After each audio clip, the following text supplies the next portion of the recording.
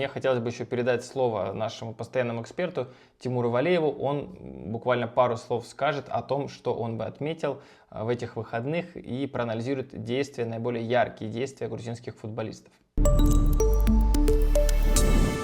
Всем привет! Спасибо, Саша, что ввел нас в курс дела по грузинским футболистам. Да? Я здесь немножечко разберу пару-тройку голов, которых поучаствовали те же грузинские футболисты, о которых рассказывал уже Саша. Да? Соответственно, давайте переходить к видео. Начнем с Отара Кетишвили, который 2 мяча забил в матче «Штурма». Да?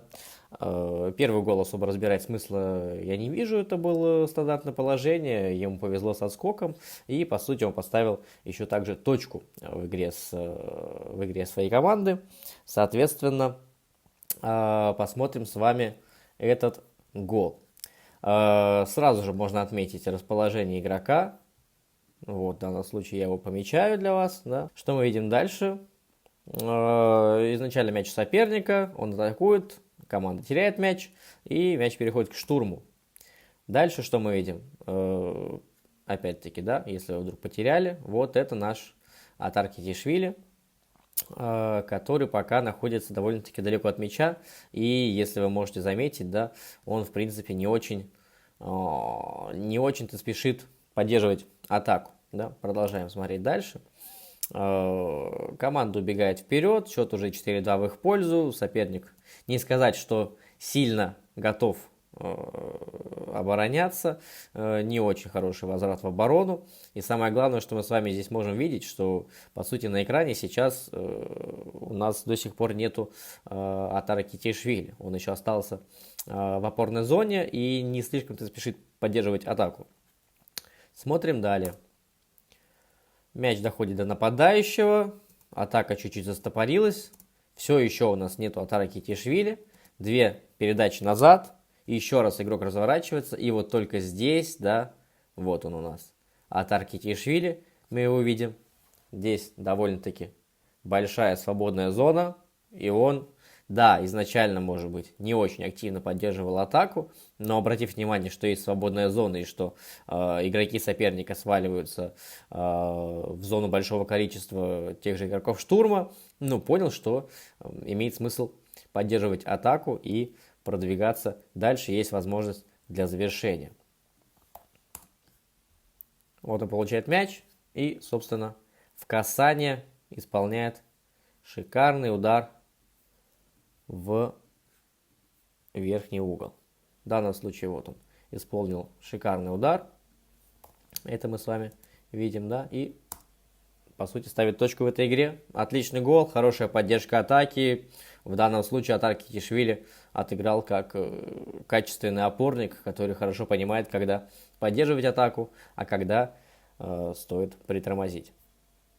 Следующего давайте разберем, да, Георгия Зарию. Саша уже не первый раз отмечает этого игрока, потому что он здорово проявляет себя в Казахстане. У него уже 5 голов, 4 голевые передачи, и многие, я думаю, из вас считают, что он вполне может быть вызван в сборную Грузии и может быть полезен.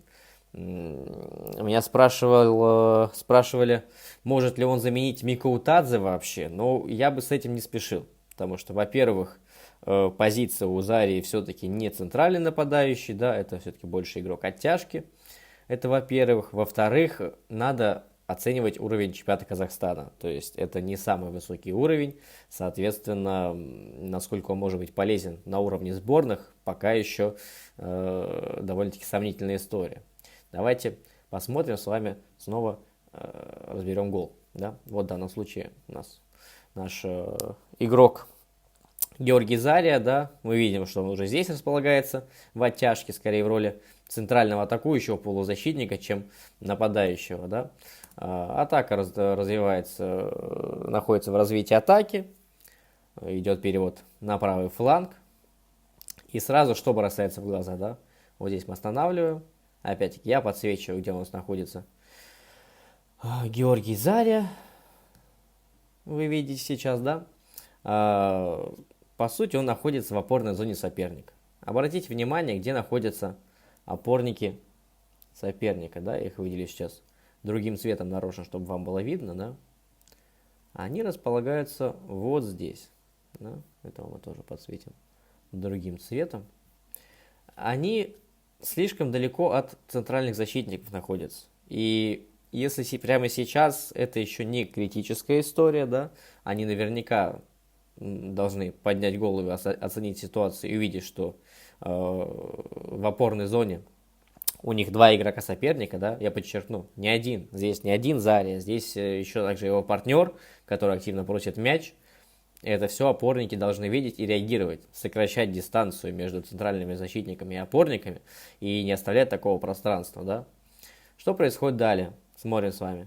Атака идет в активно выгодную позицию, готовится прострел в штрафную, и опять-таки, да, мы с вами видим огромную здесь зону, да, в которой располагается два игрока Кайрата, в том числе наш Георгий Заря.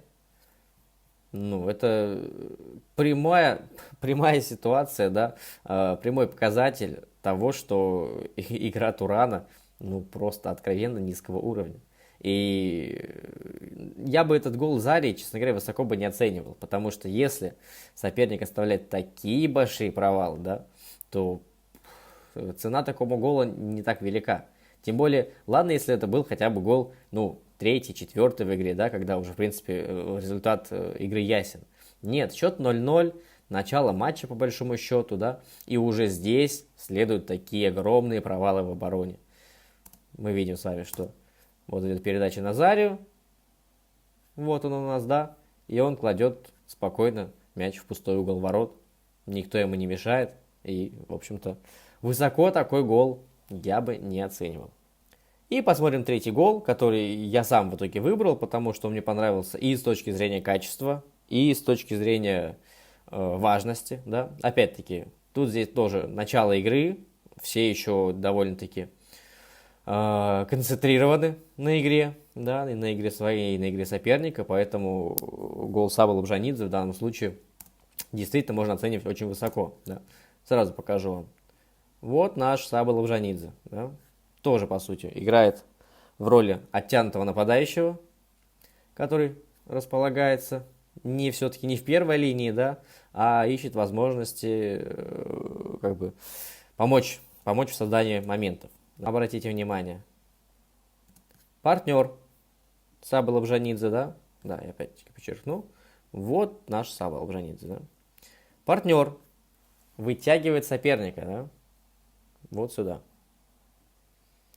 Вытягивает соперника, и возникает свободная зона. Сейчас мы все это увидим. Партнер отскакивает, да, видите. Лобжанидзе уже просит мяч. Он уже готов принимать и уже готов искать продолжение этой атаки. Дальше, да, оп, видим. Большая свободная зона, в которой спокойно можно принимать мяч и принимать сразу же вперед и искать вариант впереди. В общем-то, именно это Саба Лобжанидзе и делает, да. Принимает вперед, смотрит, кто впереди, как можно развивать атаку, да. И в итоге придумывает решение, где он вот здесь, да, играет в стенку на партнера и сразу же врывается в штрафную. Отличное решение. Ставит в тупик защитников, да. Здесь можно вопросы к защитникам Орландо задать. Но, в общем-то, Лобжанидзе сделал очень быстрое, качественное действие, да. Еще раз, вот здесь, да, на входе в штрафную, в принципе, все играют 1 в 1. И, в общем-то, да, два игрока Атланты находятся в окружении 4 игроков соперника. Ситуация не то чтобы выигрышная. Но Лобжанидзе и его партнер делают ситуацию таким образом, чтобы оказаться, по сути, один с вратарем. И в итоге Лобжанидзе прекрасно все исполнил. Отличное завершение, отличный момент. И если уж какие-то оценки выдавать из всех этих 3 голов, то гол Сабы Лобжанидзе я его поставил на первое место. Это действительно полезный, важный и действительно качественный гол. Ну, всем спасибо. Саша, возвращаю тебе слово. Да, спасибо большое Тимуру за эту ставку. Очень интересно всегда видеть так изнутри от специалиста как действуют футболисты. Ну и я надеюсь, что вам это тоже нравится. Если вы хотите, чтобы эта рубрика продолжалась, тоже пишите в комментариях. Может быть, мы какой-то новый отдельный формат придумаем специально. Я, в принципе, всегда к этому открыт.